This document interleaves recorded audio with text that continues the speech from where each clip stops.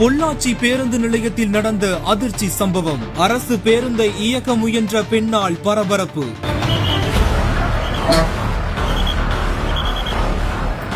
விசாரணையில் தெரிய வந்த பெண்மணியின் உண்மை நிலை.